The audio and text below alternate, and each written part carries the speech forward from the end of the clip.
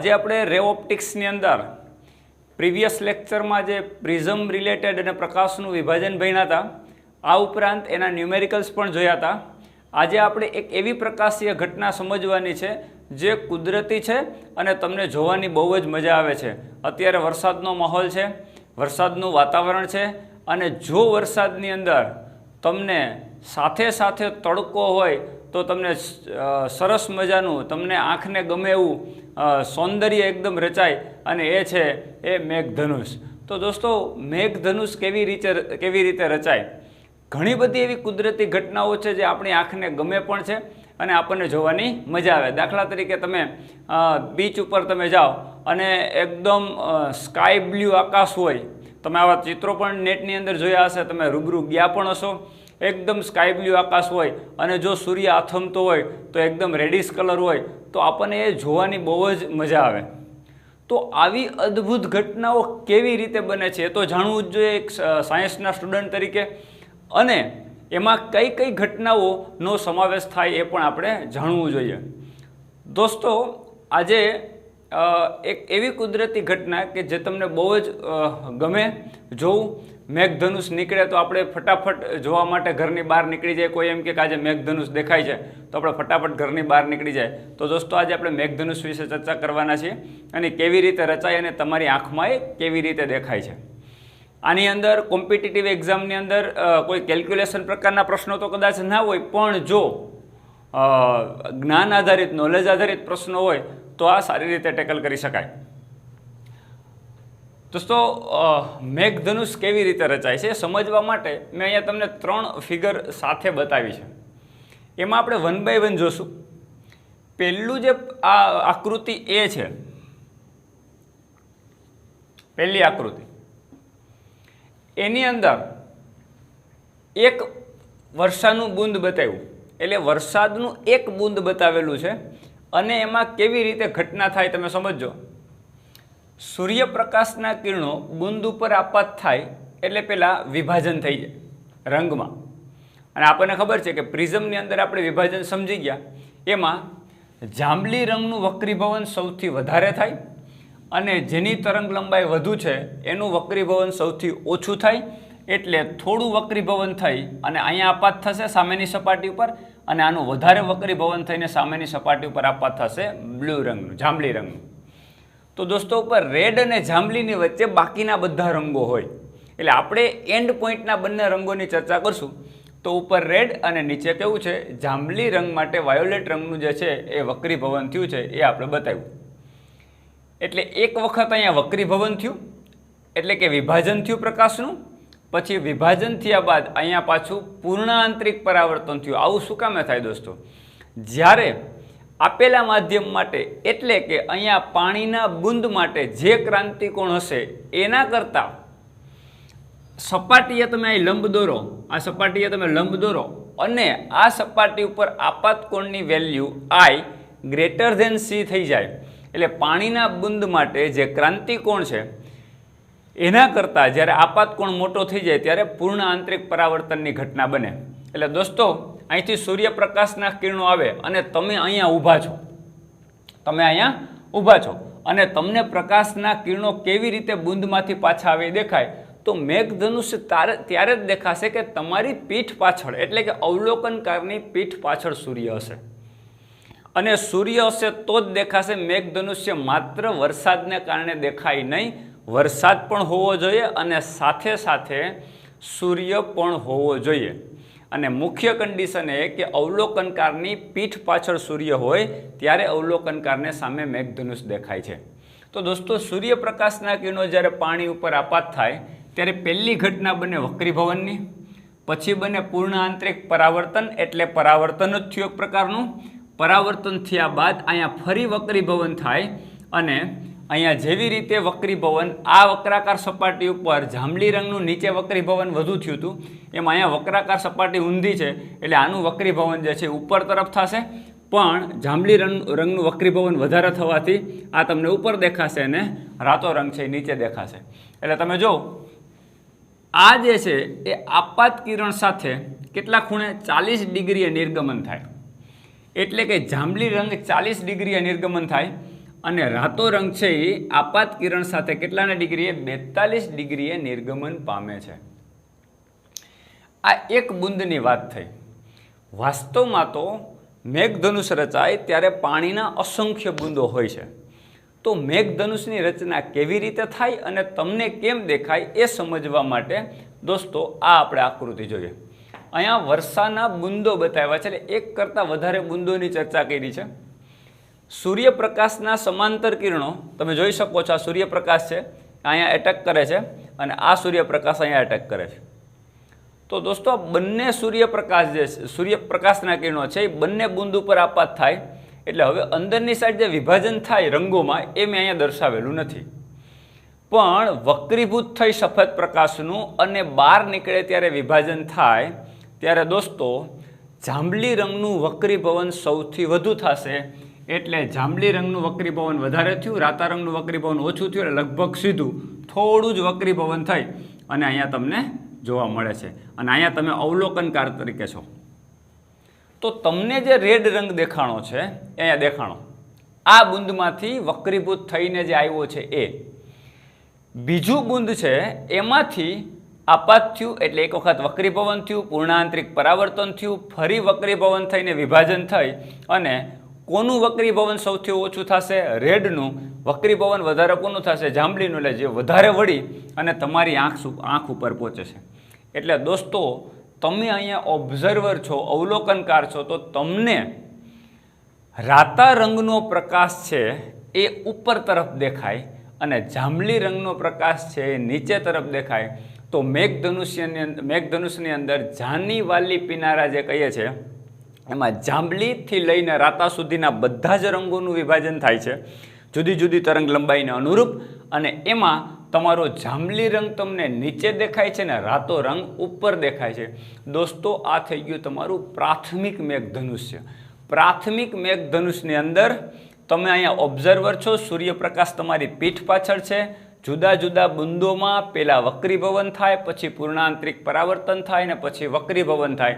એટલે દોસ્તો 3 ઘટના સાથે વક્રીભવન, પરાવર્તન અને વક્રીભવન, તો આ 3 ક્રમિક ઘટના દ્વારા તમને મેઘધનુષ દેખાય છે. દોસ્તો આ તમારા માટે મેઘધનુષ થયું, પ્રાથમિક મેઘધનુષ. આ રીતે દેખાય, જેમાં તમને જાંબલી રંગ નીચે દેખાશે અને રેડ રંગ ઉપર દેખાશે. ક્લિયર? ઓકે. હવે આપણે આ ત્રીજી આકૃતિ જોઈએ. દોસ્તો આને કહેવાય ગૌણ મેઘધનુષ. તો આવું પણ તમને દેખાય. કેવી રીતે? તમે અહીંયા ઓબ્ઝર્વર છો, અવલોકન કરતા છો. સૂર્યપ્રકાશ પીઠ પાછળથી આવે છે, એટલે સમાંતર પ્રકાશના કિરણો બંને મેં આ બુંદ ઉપર ભટકાય છે. રાઈટ? હવે જ્યારે અહીંથી વક્રીભવન થાય ત્યારે સામેની સપાટી ઉપર પૂર્ણાંતરિક પરાવર્તન થાય લગભગ 90 ડિગ્રી ઉપર. ફરી અહીંયા પૂર્ણાંતરિક પરાવર્તન થાય અને ફરી અહીંયા ભટકાઈને વક્રીભવન થાય.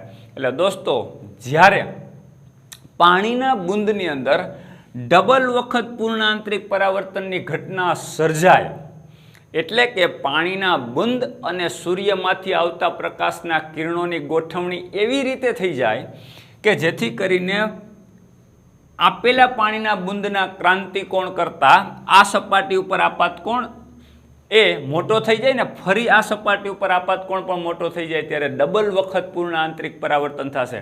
એટલે પૂર્ણ આંતરિક પરાવર્તનની શરતનું પાલન 2 વખત થયું. એટલે દોસ્તો અહીંથી પણ પૂર્ણ આંતરિક પરાવર્તન થાય, અહીંથી પણ પૂર્ણ આંતરિક પરાવર્તન થાય, ફરી વક્રીભવન થાય. એટલે 2 વખત વક્રીભવન અને 2 વખત પરાવર્તન. દોસ્તો અહીંયા તમે જો 2 વખત વક્રીભવન ને 1 જ વખત પરાવર્તન હતું, જ્યારે અહીંયા 2 વખત વક્રીભવન અને 2 વખત પૂર્ણ આંતરિક પરાવર્તનની ઘટના સાથે બને ત્યારે ફરીથી તમને મેઘધનુષ કેવી રીતે દેખાય? તમે જો આ પ્રકાશનું કંઈ એન્ટર થયું, અહીંયા પરાવર્તન થયું, અહીંયા પરાવર્તન થયું, અને અહીંથી વક્રીભવન થયું. એટલે જાંબલી રંગનું વક્રીભવન વધારે થાય, રાતા રંગનું વક્રીભવન ઓછું થશે. એટલે જેની તરંગ લંબાઈ વધુ છે એનું વક્રીભવન હંમેશા ઓછું થાય, એટલે રાતા રંગનું વક્રીભવન ઓછું થાય. આ વધારે વળશે અને ઓબ્ઝર્વરની આંખ સુધી પહોંચ્યું. ક્લિયર? સેમ સ્થિતિ આમાં થાય. આમાં આનું વધુ વક્રીભવન થઈ અને તમારી આંખથી દૂર વહી ગયું.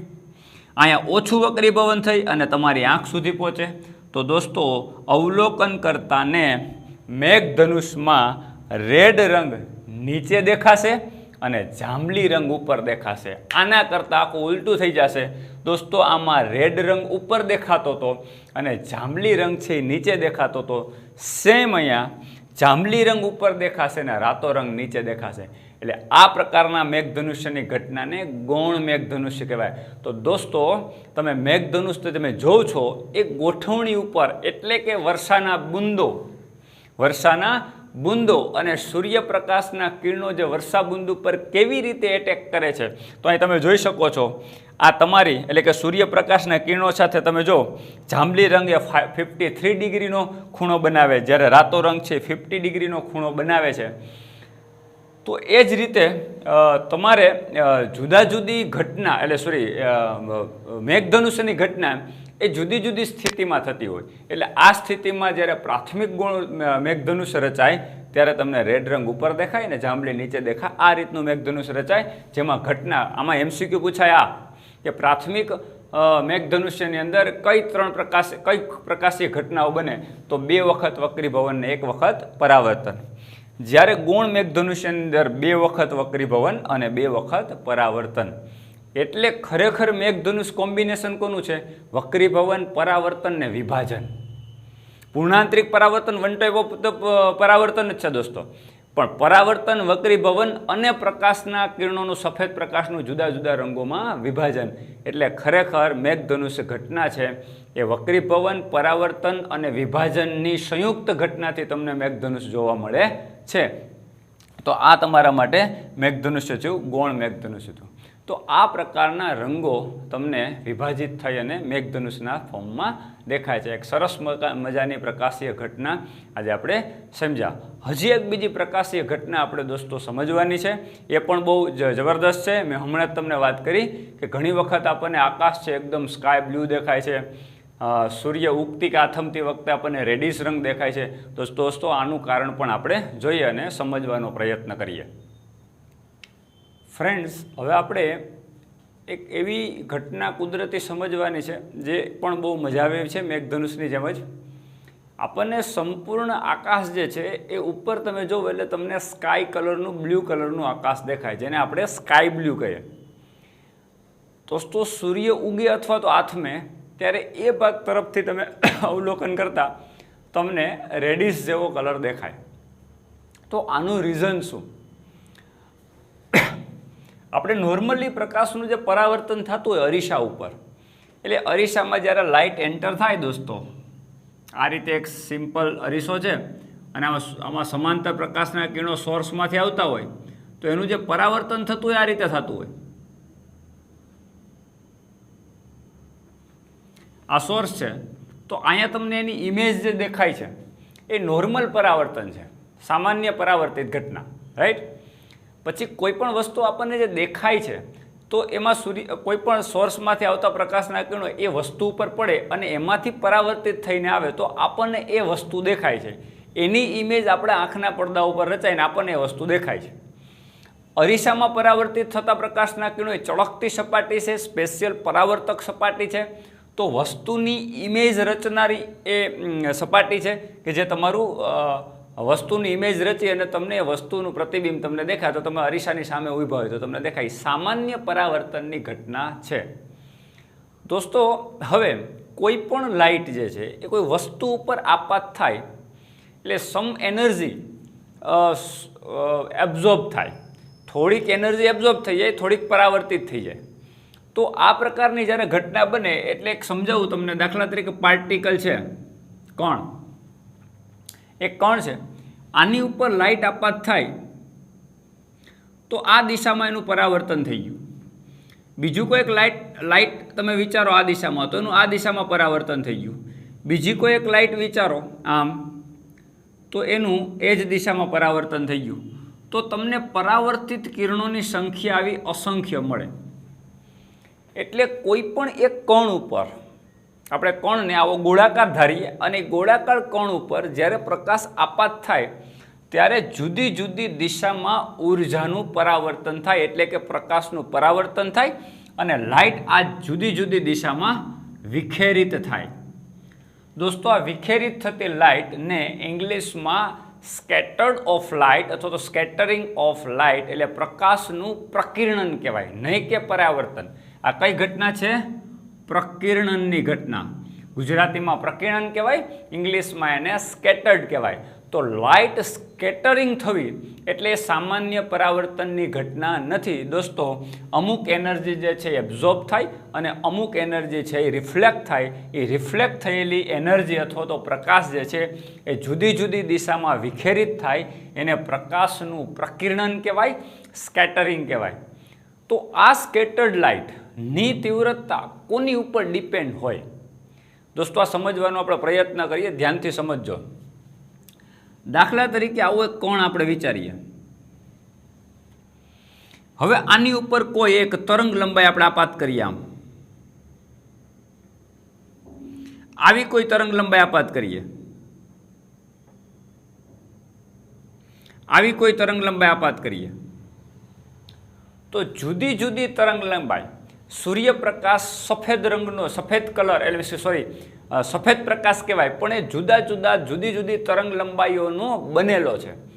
તો આપણે જોઈએ છે જે મેઘધનુષ્યમાં મેં તમને કીધું કે જાની, વાલી, પીનારા આ પ્રકારના રંગો, તો દરેક રંગો માટે તરંગ લંબાઈ જુદી હોય. તો જુદી જુદી તરંગ લંબાઈના પ્રકાશ આની ઉપર આપાત થાય છે, આવું માની શકાય.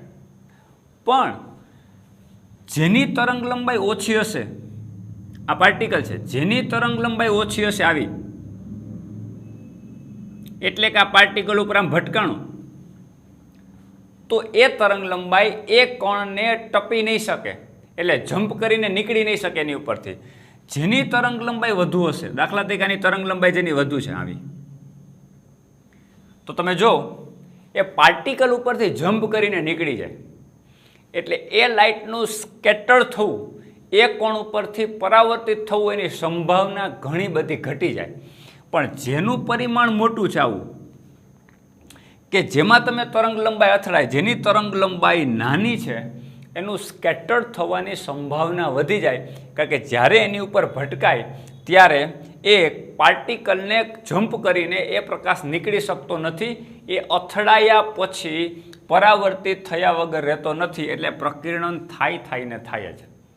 એટલે જેમ તરંગ લંબાઈ ઓછી એમ સ્કેટરિંગ વધારે થાય, આ વસ્તુ મગજમાં રાખવાની. એટલે સ્કેટર્ડ એટલે કે પ્રકેરિત થતા પ્રકાશની તીવ્રતાનો આધાર કોની ઉપર? લેમ્બડા ઉપર. જેમ લેમ્બડા નાનો એમ પ્રકિરણન વધુ, સ્કેટરિંગ વધુ, એટલે કે પ્રકાશની તીવ્રતા, એટલે કે પ્રકેરિત પ્રકાશની તીવ્રતા, પ્રકેરિત પ્રકાશની તીવ્રતા કોની ઉપર depend? I means intensity proportional to 1/λ. દોસ્તો આ સૂત્ર પર્યાપ્ત નથી. આના માટે સ્પેશિયલી રેલે નામના વૈજ્ઞાનિકે એક ડેરિવેટિવ કરેલું, એક સૂત્ર તારવેલું, અને એ સૂત્ર ઉપરથી સંપૂર્ણ માહિતીના આધારે, આપણે ડેરિવેટિવ આવતું નથી સિલેબસમાં, પણ ધ્યાન રાખવાનું કે રેલે જે ડેરિવેશન કરેલું છે, સૂત્ર તારવેલું છે, એ I proportional to only 1/λ નથી, પણ λ⁴ છે. એટલે કે પ્રકેરિત થતા પ્રકાશની તીવ્રતા તરંગ લંબાઈના ચતુર્થ ઘાતના વ્યસ્ત પ્રમાણમાં. એટલે જો લેમ્બડા તમારો અડધો થાય, તરંગ લંબાઈ અડધી થઈ જાય, તો સીધું 2⁴ એટલે કેટલું થાય? 2 × 4 × 8 × 16.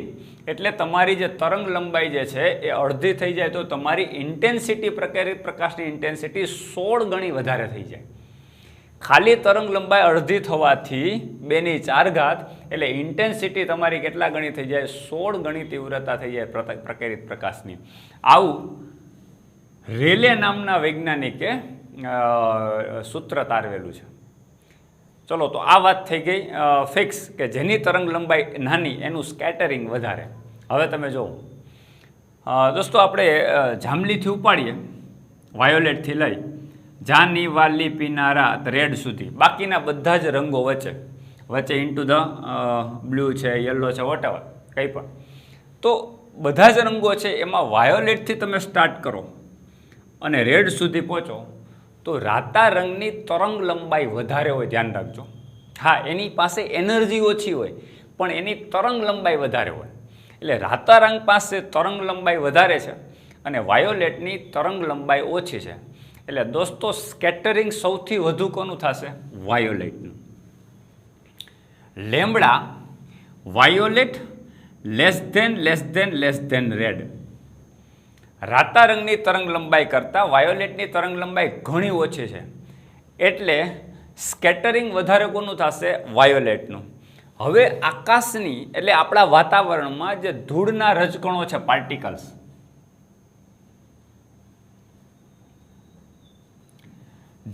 જ્યારે સૂર્યમાંથી આવતા પ્રકાશના કિરણો છે એ આની ઉપર અથડાશે ત્યારે શું થશે? જુદી જુદી દિશામાં એનું સ્કેટરિંગ થઈ જશે અને વાયોલેટ રંગનું સ્કેટરિંગ વધારે થાય તો આખું આકાશ તમને વાયોલેટ રંગનું દેખાવું જોઈએ. પણ દોસ્તો આવું નહીં થાય. સ્કેટરિંગ વાયોલેટનું થાય, એના કરતાં બ્લુ રંગનું ઓછું થાય, છતાંય તમને બ્લુ રંગ આકાશમાં દેખાશે. આખું બ્લુ રંગ જે દેખાય છે એટલે કે આકાશ આખા બ્લુ રંગનું દેખાય છે.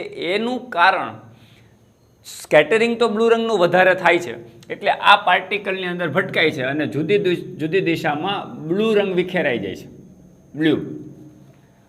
તો આખું આકાશ તમને બ્લુ રંગનું દેખાય છે દોસ્તો, વાયોલેટ નથી દેખાતું. શું કામ? કારણ કે સ્વાભાવિક છે કે વાયોલેટનું સ્કેટરિંગ વધુ થવા છતાંય તમારી આંખ છે ને એ વાયોલેટ માટે સેન્સિટિવ ઓછી છે એટલે વાયોલેટ નથી દેખાતું. તો એના પછી જે ક્રમ આવે કન્ટિન્યુટીમાં, એમાં આપણી આંખ બ્લુ રંગ માટે વધારે સેન્સિટિવ પણ છે અને જે સ્કેટરિંગ થાય છે એ બ્લુ રંગનું વધુ થાય છે. કોની સાપેક્ષમાં? રેડની સાપેક્ષમાં, યલોની સાપેક્ષમાં. તો બ્લુ રંગ જે છે એની તરંગ લંબાઈ ઓછી છે એટલે તેનું સ્કેટરિંગ વધારે થાય. એ સ્કેટર્ડ થયેલો પ્રકાશ એટલે વિખેરિત પામેલો પ્રકાશ આખો આકાશમાં છવાઈ જાય છે અને એ બ્લુ રંગનું આકાશ તમને દેખાય છે. ફરીથી આ પ્રશ્ન ક્યારેય ન થવો જોઈએ. વાયોલેટની તરંગ લંબાઈ તો નાની છે તો એનું સ્કેટરિંગ વધુ થવું જોઈએ, તો થાય જ છે દોસ્તો, પણ આપણી આંખ એના માટે પ્રોપર સેન્સિટિવ નથી કે જે આપણે સરળતાથી જોઈ શકીએ. તો બે પાસા કામના હોવા જોઈએ. સ્કેટરિંગ એ વધુ થવું જોઈએ ને આપણી આંખે સેન્સિટિવ હોવી જોઈએ. એ આપણા માટે બ્લુ રંગ છે એટલે આપણે આખું આકાશ ભૂરા રંગનું અથવા તો બ્લુ રંગનું દેખાય છે. હવે બીજો એક ક્વેશ્ચન દોસ્તો, તો પછી સૂર્ય ઉગતી કે આથમતી વખતે શું કામે રાતો રંગ જ દેખાય છે? તો સ્કેટરિંગ તો બ્લુનું વધારે થાય છે, પણ જો સમજજો મિત્રો, એ પણ હું તમને ક્લિયર કરી દઉં.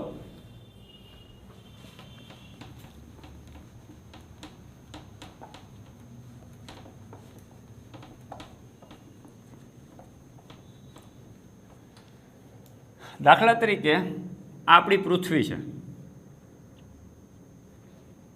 અને આ એની આસપાસનું વાતાવરણ છે. એટલે આમાં બધે ડસ્ટ પાર્ટિકલ છે વાતાવરણમાં, આ વાતાવરણ છે. હવે જ્યારે સૂર્ય તમારી ઉપર છે